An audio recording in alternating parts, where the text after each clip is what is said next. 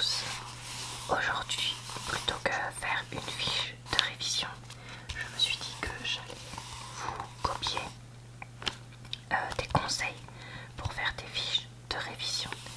Parce que là, on est au moment de l'année où si tu as des examens à la fin de l'année ou des partiels en janvier, je te conseille fortement de reprendre tes cours et de faire des fiches de révision parce que tu dois commencer à avoir pas mal d'informations.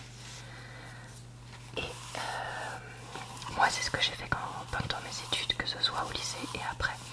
Je faisais toujours des fiches de révision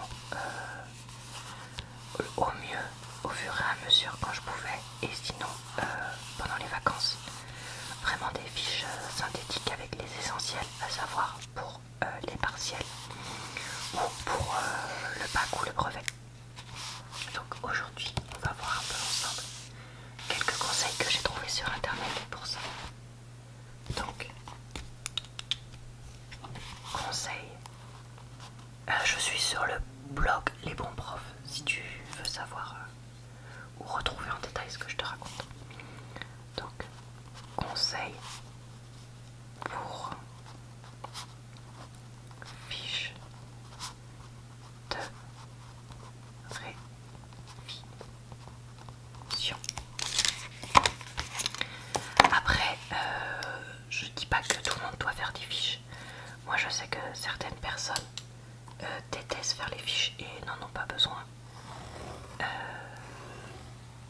Moi je suis quelqu'un qui a toujours été très fiche.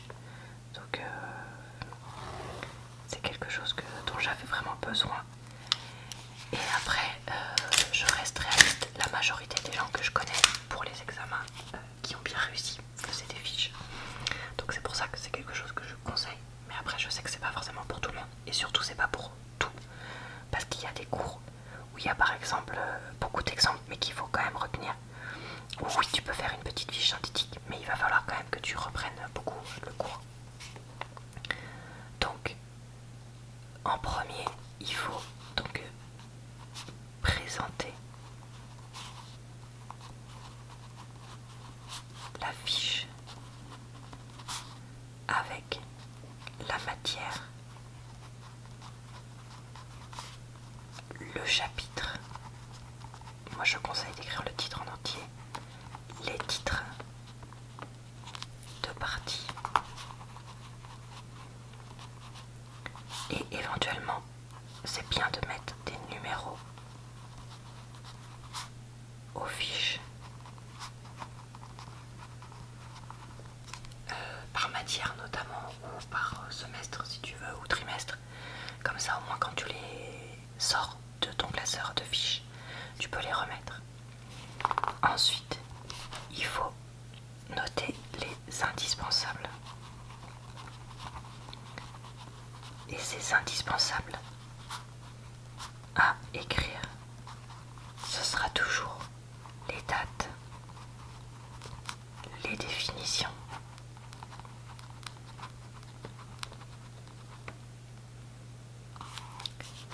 et les mots-clés,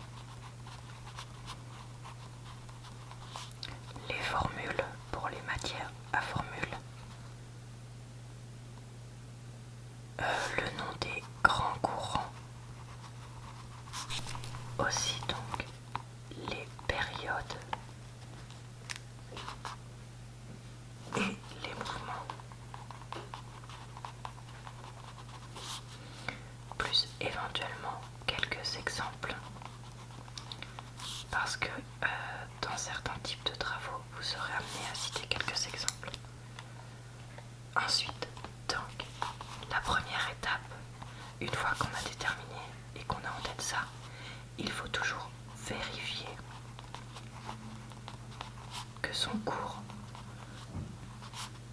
est complet. On peut très bien être malade un jour et du coup avoir un cours incomplet, donc c'est quand même difficile. Ensuite, il faut faire ses fiches seul. Des fois, il y a des choses qu'on peut faire entre amis, mais les fiches de révision, ce n'est pas ce qu'il faut faire. Il faut vraiment faire seul. Parce que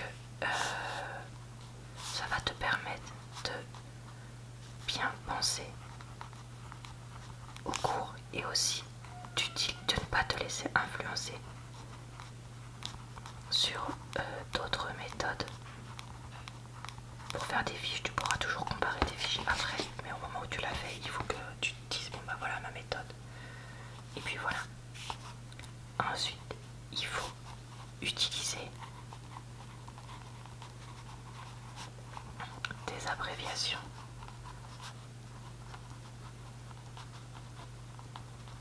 Pour gagner de la place, des schémas, etc. Parce que ça, la plupart des gens sont quand même assez visuels. Et du coup, ça permet de gagner de la place et de mieux retenir ce que tu es en train de faire. Ensuite, il ne faut pas oublier que la fiche est une synthèse. Donc, tu n'es pas là pour renoter tout ton cours.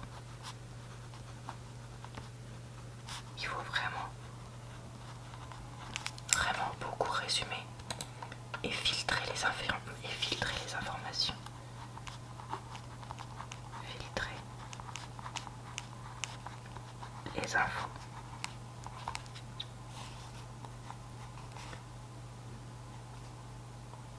Alors, il faut écrire sur un format cartonné parce que la fiche,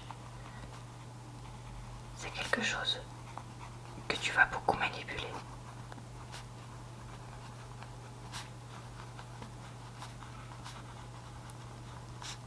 Qui tient facilement dans le sac.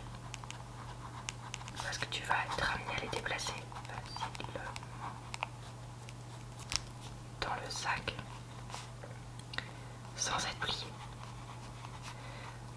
Alors là, il y a deux écoles.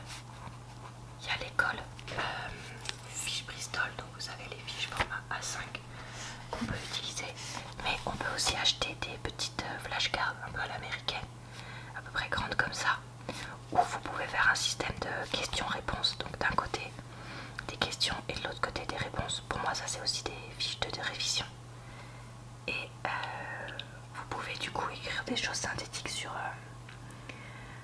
vous pouvez vous faire une fiche avec le plan du cours, et puis après pour les sous-parties des flashcards, donc par exemple qu'est-ce que le mouvement des impressionnistes, hop derrière vous avez tous les détails, quelles sont les grandes dates de la guerre 14-18, hop derrière vous mettez les dates importantes, etc. Donc ça peut être aussi quelque chose qui est envisagé selon ce que vous faites. Donc il faut bien écrire les titres et des sous-titres, donc soit prendre ceux du cours, soit en inventer pour hiérarchiser, non, pour faciliter la lecture, pardon.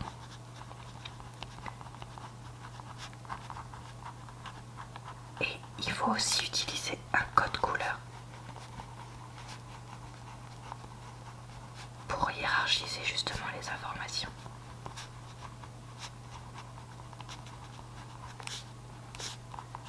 Comme par exemple, je mets les dates en rouge, les mots-clés, je sais pas moi, en vert, ou alors tu surlignes, si c'est plus rapide, tu écris tout en bleu et après tu surlignes des choses avec certaines couleurs.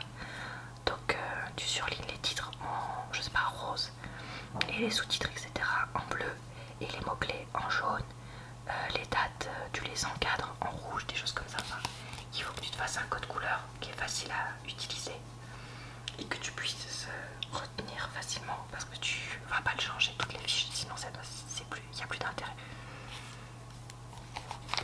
Et enfin, on te conseille de ne pas mélanger les chapitres sur une fiche. Non, attendez, j'ai écrit une bêtise.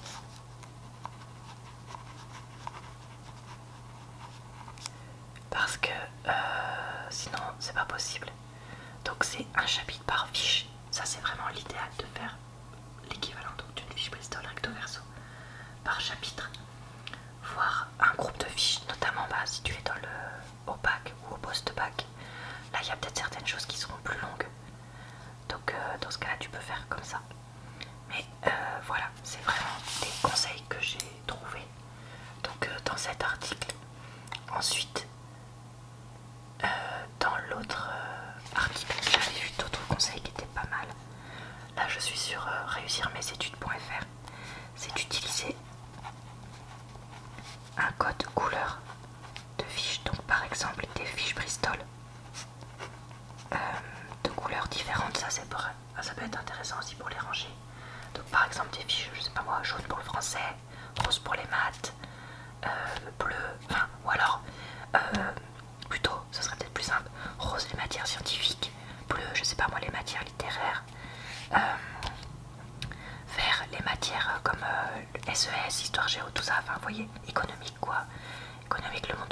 voyez les domaines comme ça peut être sympa de faire ça aussi, je me suis dit. Puis après autre d'une autre couleur,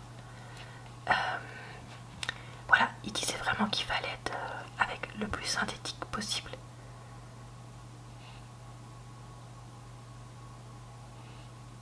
Voilà, et ce qu'il faut aussi, c'est, ça paraît évident mais j'ai oublié de le noter, c'est vérifier qu'on comprend le cours pendant qu'on fait la fiche. L'avantage des fiches, c'est que si tu les fais régulièrement, ça te permet de relire ton cours régulièrement et après, en relisant les fiches, de relire les points essentiels. Donc, quand tu vérifies qu'on comprend le cours, il va falloir que soit tu notes les questions à poser à ton professeur. Si tu es notamment au collège-lycée, soit que tu notes les ou au fur et à mesure que tu notes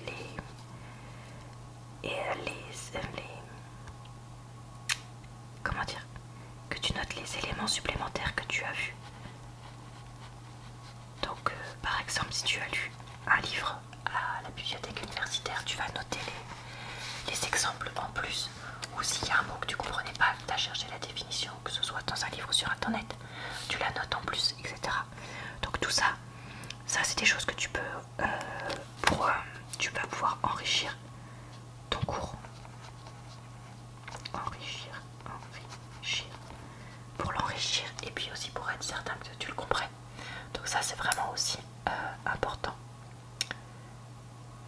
Alors aussi, le conseil principal de cette feuille là, c'est que quand tu fais la fiche et que tu es synthétique, il faut que tu te dises que si tu voulais avoir une bonne note à un contrôle sur ce chapitre, il faut que ta fiche suffise.